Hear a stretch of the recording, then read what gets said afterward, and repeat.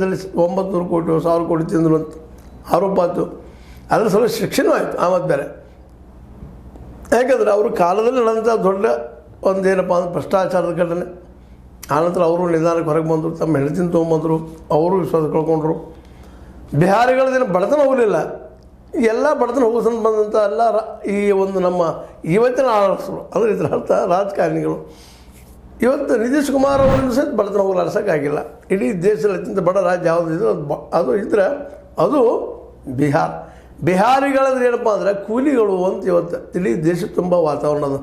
ಇಂಥ ಪ್ರಸಂಗದಲ್ಲಿ ಜನನು ಇವತ್ತು ಬದಲಾವಣೆ ಬಯಸ್ತಾ ಇದ್ದಾರೆ. ಆದರೆ ಬದಲಾವಣೆ ಅಲ್ಲಿ ಏನದಪ್ಪ ಅಂದರೆ 3-4% ಮತಗಳ ಆಧಾರದ ಮೇಲೆ ಆಗ್ತಾ ಇರ್ತದೆ. ಇವತ್ತು ಮಹಾಗಠಬಂಧನ ಆಗಿರ್ಬೋದು, NDA ಆಗಿರ್ಬೋದು, ಅಥವಾ ಇಂಡಿಯಾ ಆಗಿರ್ಬೋದು, ಮಹಾಗಠಬಂಧನ ಇಂಡಿಯಾ ಆಗಿರ್ಬೋದು. ಆದರೆ ಮಹಾಗಠಬಂಧನ ಇಟ್ಕೊಂಡಿದ್ದಾರೆ. ಇವತ್ತು ಮಹಾಗಠಬಂಧನದಲ್ಲಿ 2 ಉಳಿದಿದ್ದಾವೆ ಇವತ್ತು ಮುಖ್ಯವಾಗಿ. ಮಧ್ಯದ ಇದು ನಮ್ಮ ಏನಪ್ಪ ಅಂದ್ರೆ RJD, ನಮ್ಮ ಲಾಲು ಪ್ರಸಾದ್ ಯಾದವ್ರದ್ದು, ಇನ್ನೊಬ್ರು ಕಾಂಗ್ರೆಸ್. ಅದರ ಜೊತೆಗೆ ಈ ಒಂದಿಷ್ಟು ಕಮ್ಯುನಿಸ್ಟರು ಅವರು ಇವರು ಇದ್ದಾರೆ ಜೊತೆಗೆ ಅಂತಲ್ಲ.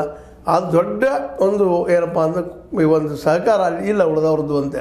ಹೀಗಾಗಿ ಇಂಡಿಯಾ ಅರ್ಥಾತ್ RJD ಅರ್ಥಾತ್ ಕಾಂಗ್ರೆಸ್ ವರ್ಸಸ್ NDA ಅನ್ನುವಂಥ ಪ್ರಸಂಗದ ಇವತ್ತು ಈ NDA ಅಲ್ಲಿ ಗೆಲ್ಲಲಿಕ್ಕೆ ಸಾಧ್ಯ ಇದೆ. ಯಾಕೆ ಧರ್ಮದ ಅಲ್ಲಿ ಇದಾಗುವುದಿಲ್ಲ, ಪ್ರಭಾವ ಆಗುವುದಿಲ್ಲ ಅನ್ನೋದು ಮಾತುಗಳಿದ್ದಾವೆ. ಹಿಂದುತ್ವದ ಮಾತುಗಳು ನಡೆಯುವುದಿಲ್ಲ ಬಿಹಾರದಲ್ಲಿ ಅನ್ನುವಂಥ ವಾತಾವರಣಗಳಿದ್ದಾವೆ. ಈ ನೆಲೆಯಲ್ಲಿ ಬಿಹಾರ ಇವತ್ತು ಭಾಳ ಪರೀಕ್ಷಾ ಕಾಲ ಆಗಿದೆ. ಮತ್ತು 3-4% ಒಳಗೆ ಆಗೋದ್ರಿಂದಾಗಿ ಈ ಸಲ ಮಾತ್ರ ಅಲ್ಲೇ ಮುಸ್ಲಿಂ ಧ್ರುವೀಕರಣ ಆಗುವಂಥ ವಿಚಾರಗಳು ಭಾಳ ಕಾಣ್ತಾ ಇದ್ದಾವೆ. ಯಾಕಂದ್ರೆ ನಿತೀಶ್ ಕುಮಾರ್ ಕೈ ಕೊಟ್ಟರು ಅಲ್ಲಿ ಮುಸ್ಲಿಮರಿಗೆ, ಜೊತೆಗೆ ಪಾಸ್ವಾನರ ಮಗ ಅವರು ಕೈ ಕೊಟ್ಟರು, ಮಾಂಜಿ ಕೈ ಕೊಟ್ಟರು. ಹೀಗಾಗಿ ಇಲ್ಲಿ ಈ ಮುಸ್ಲಿಂ ಬಾಹುಳ್ಯದಂಥ ಪ್ರದೇಶಗಳಲ್ಲೇ ಇವತ್ತು RJD ಒಂದಪ್ಪ ನಮಗೆ ಅತ್ಯಂತ ವಿಶ್ವಾಸಾರ್ಹ ಪಕ್ಷ ಅಂತ ಅನ್ನೋದ್ರಿಂದಾಗೆ ಇಲ್ಲಿ 3-4% ಮತಗಳು ಹೆಚ್ಚು ಕಡಿಮೆ ಆಗ್ಬೋದೇನೋ ಅಂತೇಳಿ. ಯಾಕಂದ್ರೆ ಹಿಂದುತ್ವ ಆಗಲಿ ಮತ್ತೊಂದು ಅಲೆ ಆಗಲಿ ಅಲ್ಲಿಲ್ಲ. ಅಲ್ಲಿ